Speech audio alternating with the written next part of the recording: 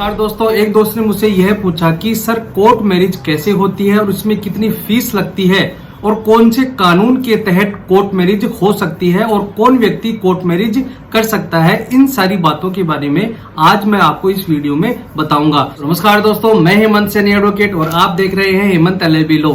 दोस्तों, वीडियो शुरू करने से पहले ऐसे ही इंटरेस्टिंग बातों के लिए अगर आपने मेरे चैनल को अभी तक सब्सक्राइब नहीं किया है तो प्लीज आपसे रिक्वेस्ट है कि जल्दी से जाकर लाल बटन पर क्लिक करके आप मेरे चैनल को सब्सक्राइब करें ताकि ऐसे ही नॉलेजेबल वीडियो आपके पास आते रहें। सबसे पहले हम बात करते हैं कोर्ट मैरिज के बारे में। कोर्ट मैरिज क्या होता है, कोर्ट मैरिज किसके सामने की जा सकती है। मैं आपको बता दूं कि कोर्ट मैरिज जो ऑफिसर होता है उसके सामने की जाती है और इसके लिए स्पेशल मैरिज एक्ट 1954 बना है। इसके तहत हम मैरिज की एप्लीकेशन लगा सकते हैं। जब हम कोर्ट मैरिज शब्द की बात करते हैं तो इसमें किसी भी संप्रदाय, जाति, धर्म का कोई भी रुकावट नहीं होता है।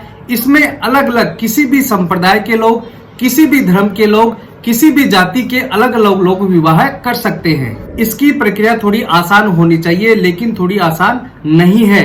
अगर आपके मन में कोई भी प्रश्न है तो इस वीडियो के माध्यम से आपको इस प्रश्न का उत्तर आपको मिल जाएगा, लेकिन इसके लिए वीडियो को आपको शुरू से लेकर अंत तक देखना होगा। पहले ये होता था कि जिन लोगों के माँ बाप लव मैरिज के लिए सहमत नहीं होते थे तो वह कोर्ट मैरिज का रास्ता अपनाते थे और जो अलग धर्म के लोग होते थे वह भी कोर्ट मैरिज करते थे।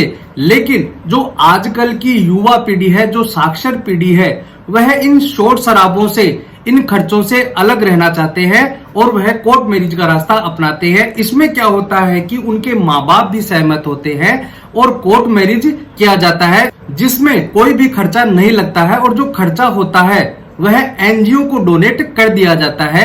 यह लोगों की सोच है। लोग यह चाहते हैं कि शोर शराबे से बचा जाए। इसलिए आज की वीडियो में जो प्रश्न है उनका 1 बाय 1 मैं उत्तर देता रहूंगा। हमारा पहला प्रश्न ये है कि लोगों के मन में यह रहता है कि क्या कोर्ट मैरिज का रजिस्ट्रेशन हम ऑनलाइन करवा सकते हैं। तो मेरा उत्तर ये है कि हम ऑनलाइन रजिस्ट्रेशन नहीं करवा सकते हैं।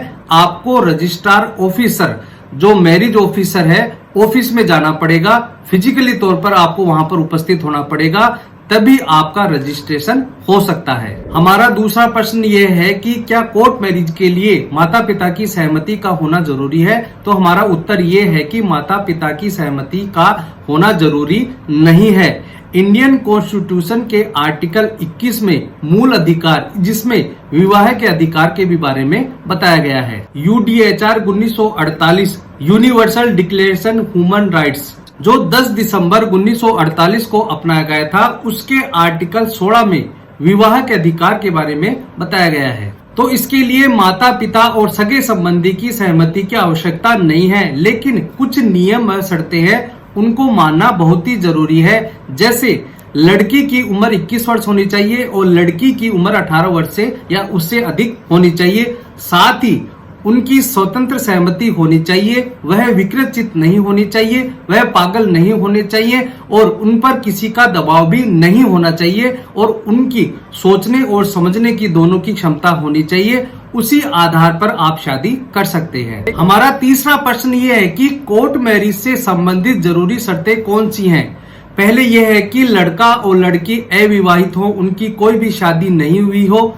लड़के या लड़की का अगर पहले कोई शादी हुई है तो उसका पत्नी या पति जीवित न हो।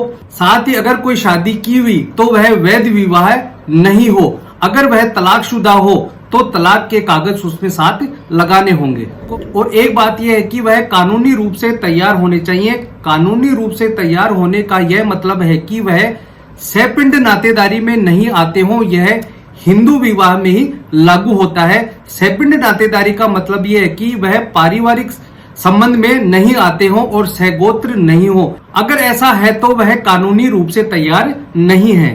अब मैं आपको बताता हूं कि कोर्ट में मैरिज किस प्रकार से होती है। आपको यह बात ध्यान से सुननी है। 1 बाय 1 मैं इसके बारे में बताता रहूंगा। सबसे पहले तो हमें यह करना है कि उसे जो जिला विवाह अधिकारी है, जो जिले का अधिकारी है, उसे विवाह की हमें सूचना करनी होगी, उसे विवाह का आवेदन करना होगा। विवाह का आवेदन कौन कर सकता है? जो दोनों पक्ष होते हैं वह जिला विवाह अधिकारी को यह सूचना आवेदन करेंगे। मैंने आपको यह बताया कि जो जिला विवाह अधिकारी होता है उसको सूचना करनी होगी। आगे आपको ध्यान से सुनना है। मान लीजिए कि आपने सूचना कर दी और सूचना करने के बाद आपको विवाह के 1 महीने पहले उस स्थान पर रहना होगा जहां पर आप शादी करना चाहते हैं। मान लीजिए कि कोई पुरुष और महिला भोपाल में रहते हैं और आप शादी दिल्ली में करना चाहते हैं, तो सूचना की तारीख से 1 महीने पहले आपको दिल्ली में जाकर रहना होगा। आपकी जानकारी के लिए यह और बता देता हूं कि दोनों में से कोई भी एक व्यक्ति को 1 महीने पहले वहां पर दिल्ली में रहना होगा अगर आप दिल्ली में शादी करना चाहते हैं। तो सूचना के स्वरूप के तहत आपको अपने आयु का प्रमाण भी देना होगा और अगर आप 1 महीने से रह रहे हैं तो उसका रजिस्ट्रेशन यानी दस्तावेज यानी सबूत भी आपको देना होगा कि मैं 1 महीने से यहाँ पर रह रहा हूँ। उसका प्रमाणित कोई प्रति या दस्तावेज आपको सबूत के तौर पर देना होगा। अब हम बात करते हैं कि विवाह के लिए सूचना कहाँ प्रकाशित होती है, सूचना कैसे प्रकाशित होती है, सूचना को कैसे प्रकाशित किया जाता है। अब आपको ध्यान से सुनना है। जो जिले का विवाह अधिकारी होता है, जो जिले का विवाह अधिकारी है और उसे मैरिज जो कोर्ट मैरिज का जो आवेदन है उसकी कॉपी उसे देनी होगी और एक कॉपी वहां देनी होगी जहां पर दोनों पक्षकार स्थायी रूप से रह रहे हों, वहां पर वह प्रकाशित की जाएगी। इसके बाद लड़के के माँ बाप या सगे संबंधी को अगर कोई आपत्ति है तो वहां पर आपको आपत्ति दर्ज करानी होगी। जहां पर दिल्ली में, मान लीजिए कि आप दिल्ली में विवाह के लिए आवेदन लगाया है तो वहां पर आपको आपत्ति लगानी होगी। उस ऑफिस में आपको आपत्ति लिखित में देनी होगी। आपत्ति करने के 30 दिन के भीतर जो जांच अधिकारी होता है उसे यह जांच करनी होगी जो आपत्ति लिखित में पेश की गई है वह सही है या गलत है। अगर कोई आपत्ति सही पाई जाती है तो वह विवाह संपन्न नहीं होगा। अब ये बात सुनने के बाद कई लोगों के मन में यह होता है कि फिर कोर्ट मैरिज कैसे हुआ। तो आपत्ति के बारे में मैं आपको यह बता देता हूं कि अगर लड़के या लड़की के माँ बाप आकर वहां यह बोलते हैं कि हमें यह शादी मंजूर नहीं है, हम यह शादी नहीं होने देंगे, तो कोर्ट के द्वारा यह आपत्ति नहीं मानी जाएगी। अब आपको आगे सुनना है कि कौन सी आपत्ति के बारे में मैं आपको बता रहा हूं। मतलब कि उनके लीगल ग्राउंड होने चाहिए। मतलब कि पति या पत्नी में से कोई भी शादीशुदा है तो पत्नी वहां पर आकर आपत्ति लगा सकती है कि मैं शादीशुदा हूं, मेरा कोई भी तलाक नहीं हुआ है, या फिर पति या पत्नी दोनों सहपिंड नातेदारी में आ रहे हैं तो वह भी आपत्ति ली जा सकती है। इसके साथ ही पति या पत्नी जो दो पक्ष हैं जो कोर्ट मैरिज कर रहे हैं वह सगोत्र हैं तो उसकी भी आपत्ति ली जा सकती है। तो ऐसे अगर हो सकती है तो वह वैध विवाह नहीं माना जाएगा। अब उसके बाद यह होता है कि विवाह अधिकारी जांच संपूर्ण यानी पूर्ण होने के बाद अपना निर्णय सुनाता है। अगर कोई भी पक्षकार उसके निर्णय से संतुष्ट नहीं है तो वह जिला न्यायालय में जाकर उसकी अपील कर सकता है।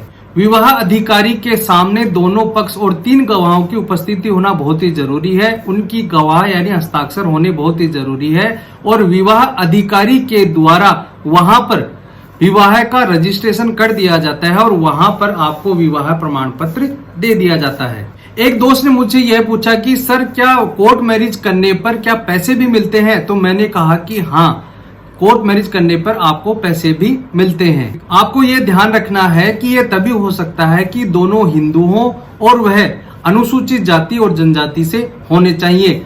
आम बोलचाल में इसे अंतर जातीय विवाह कहा जाता है। विवाह होने पर सरकार की तरफ से 2.5 लाख रुपए उसमें शुरू में दिए जाते हैं और 2.5 लाख रुपए आपको बाद में दिए जाएंगे। यह आर्थिक मदद doctor Ambedkar scheme for social integration to intercaste marriage के तहत दी जाती है और आपकी शादी हिंदू विवाह अधिनियम 1955 के तहत रजिस्टर होनी चाहिए और इसमें आपको दोनों को एक शपथ पत्र भी देना होगा। अब हम बात करते हैं कि कोर्ट मैरिज के लिए हमें कौन कौन से डॉक्यूमेंट की आवश्यकता पड़ती है। सबसे पहले तो हमें यह जान लेते हैं कि कोई भी भारत का नागरिक है वह कोर्ट मैरिज कर सकता है जिसने लीगल रूप से अपनी उम्र कंप्लीट कर ली हो, वह व्यक्ति एप्लीकेशन लगा सकता है। रजिस्ट्रार ऑफिस में सबसे पहले हमें आवेदन लगाना होता है, उसे नोटिस देना होता है। जो रजिस्ट्रार ऑफिस में जो नोटिस दिया जाता है उसे केवल रजिस्ट्रार ऑफिस में ही लगा दिया जाता है, माँ बाप तक उस नोटिस को नहीं पहुंचाया जाएगा। आवेदन के साथ ही हमें 1000 रुपए की फीस भी जमा करनी पड़ती है। जो दूल्हा दुल्हन है, जो पक्षकार हैं, जो शादी करना चाहते हैं, उन्हें पासपोर्ट साइज की 4 फोटो आपको देनी होगी। साथ ही एक आईडी प्रूफ जिसमें आधार कार्ड, ड्राइविंग लाइसेंस या आपकी 10th या 12th की कोई मार्कशीट होनी चाहिए। और दोनों पक्षों को यानी दूल्हा दुल्हन को एक शपथ पत्र देना होगा। उस शपथ पत्र में यह लिखना होगा कि पहले उन दोनों की कोई भी शादी नहीं हुई है और ना ही वह किसी सपिंड नातेदारी में आते हैं और न ही किसी सगोत्र में आते हैं। साथ ही अगर उनकी शादी हुई है और शादी होने के बाद तलाक हो गया है तो तलाक के पेपर आपको साथ में लगाने होंगे। इसके साथ ही अगर किसी पति या पत्नी की मृत्यु हो गई है तो उसका मृत्यु प्रमाण पत्र भी आपको साथ में लगाना होगा। आपकी जानकारी के लिए मैं आपको ये बता दूं कि अगर आपकी कोर्ट मैरिज हो जाती है तो उसके 1 साल के बाद ही आप डिवोर्स का केस लगा सकते हैं या फिर विवाह विच्छेद की डिक्री लगा सकते हैं। उससे पहले आप विवाह विच्छेद नहीं ले सकते हैं। यह बात अलग है कि कुछ कारणों से यह आवेदन ले लिया जाता है, लेकिन विवाह होने के 1 साल के बाद ही आप विवाह विच्छेद का आवेदन लगा सकते हैं। तो दोस्तों आज के लिए इतना ही। मैं उम्मीद करता हूं कि आपको ये वीडियो समझ में आ गया होगा कि किस प्रकार से आप कोर्ट मैरिज कर सकते हैं, इसमें क्या क्या शर्तें और नियम लागू किए गए हैं और क्या क्या डॉक्यूमेंट्स आप साथ में लगा सकते हैं। अगर आपके मन में अगर कोई भी प्रश्न है तो मुझे कमेंट बॉक्स में जाकर आप पूछ सकते हैं या आप मुझसे बात भी कर सकते हैं। तो दोस्तों आज के लिए इतना ही। वीडियो अच्छा लगा तो प्लीज इसे लाइक और शेयर करें और ऐसे इंटरेस्टिंग वीडियो के लिए प्लीज मेरे चैनल को सब्सक्राइब करें। धन्यवाद।